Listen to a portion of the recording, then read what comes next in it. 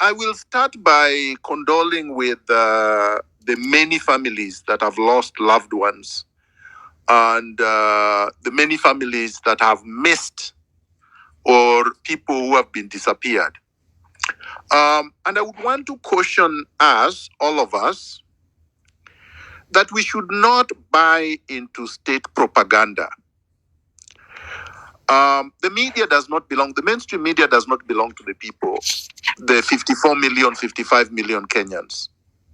So we do not have to rely on the mainstream media to validate the fact that we have missing people. We should not rely on the state to validate the numbers of those that they have killed. I would want us to be careful not to fall into the trap of the state propaganda. That we must have quote unquote families complaining about missed ones, missing people, before we can say that there are missing people. We have to appreciate that there are a lot of families that are not closely knit. There are a lot of young people that are not in contact with their families on a daily basis. There are a lot of young people that came from rural areas and are trying to struggle in the cities or urban centers, and their parents or their relatives do not necessarily have phones to reach them. And you cannot reach a dead person. You cannot reach a disappeared person. You cannot reach an abducted person. You cannot reach a person who is decomposing in a swamp, or people who may have been cremated. So let's not be so quick to dismiss information or leads that we receive from sources. Because when you are in war, the state will try to diminish the number of people they have killed, the number of people they have abducted. They will try to distort and provide misinformation. If we are so quick to attack one another when we are sharing information, and are so quick to fortify the propaganda by the state, then we have lost it. Then we are not part of the revolution. Our work as revolutionaries is to highlight the atrocities of the state, is to highlight the excesses of the state, is to trumpet our the values for which we are struggling. It's not to minimize our voices. It's not to fight one another.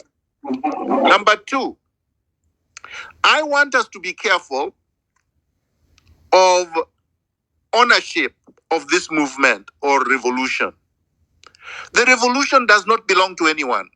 It does not belong to any generation. It does not belong to any gender. It does not belong to any tribe. It does not belong to any party. It does not belong to any age group or group of friends.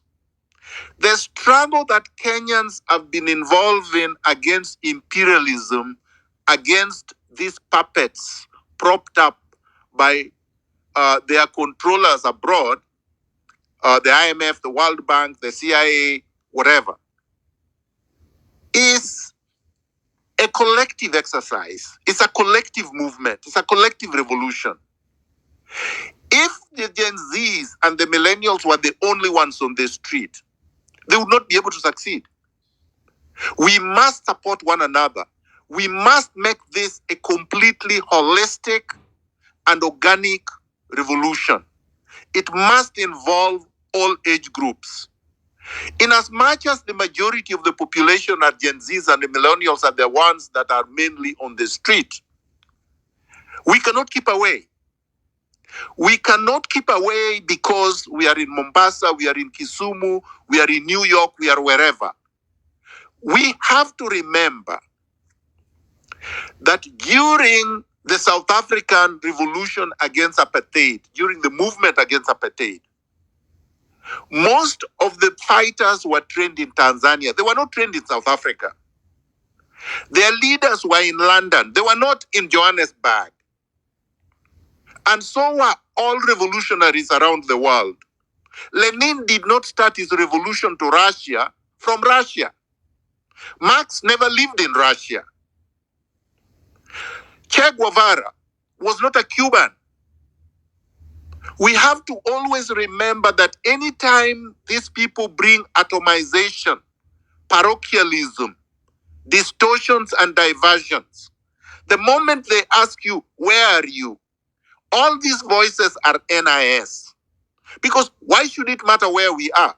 Why do you want me to declare where I am? Unless you are coming to abduct me. Why is that your interest? We have to resist all attempts to divert us. The third point I wanted to make. Ruto is weak.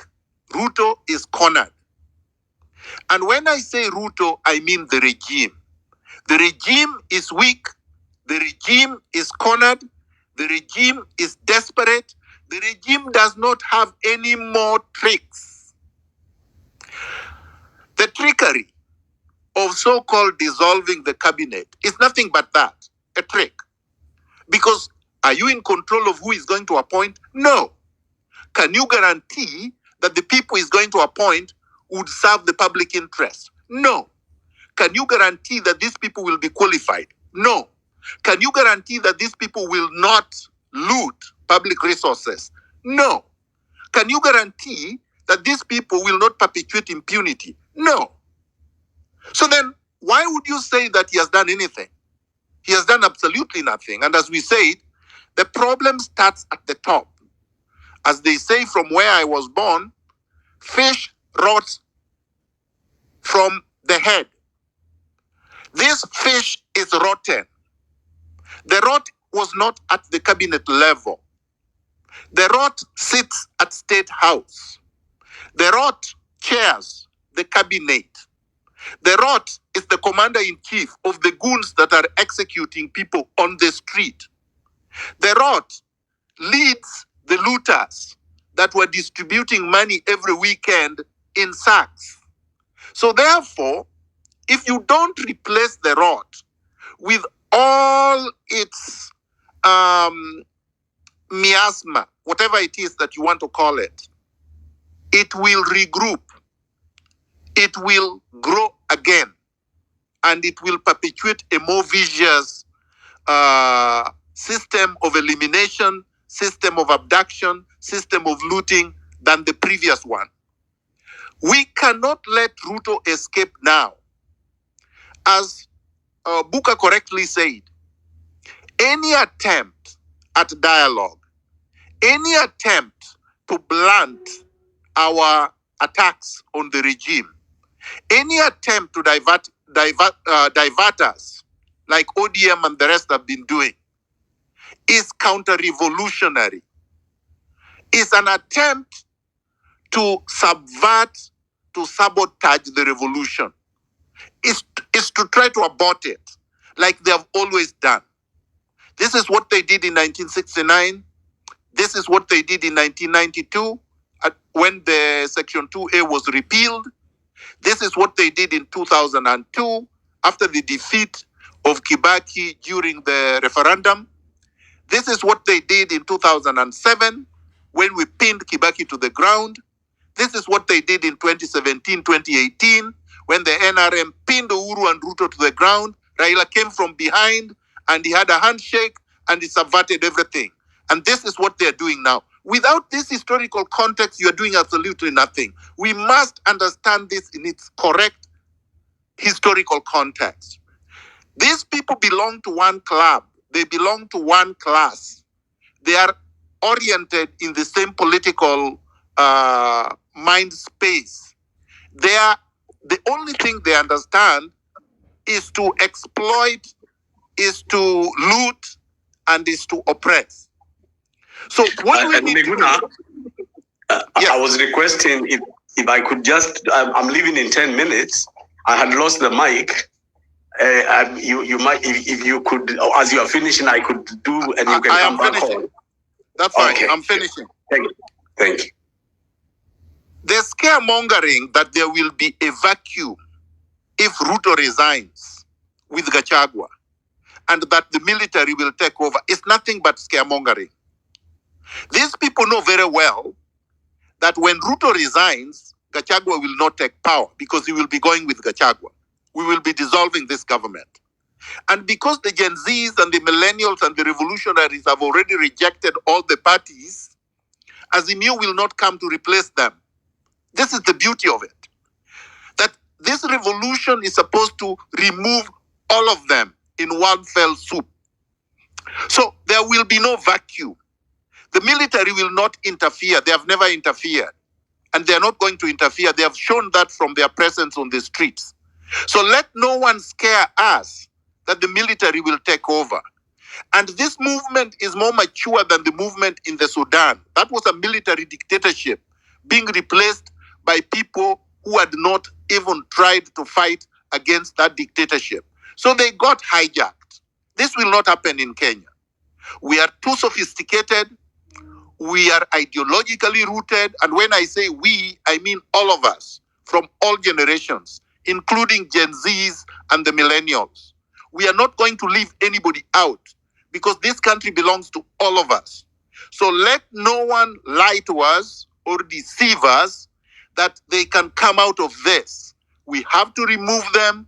Let's make Tuesday the 16th huge until they will just take the helicopters or wherever to wherever they are going. Thank you.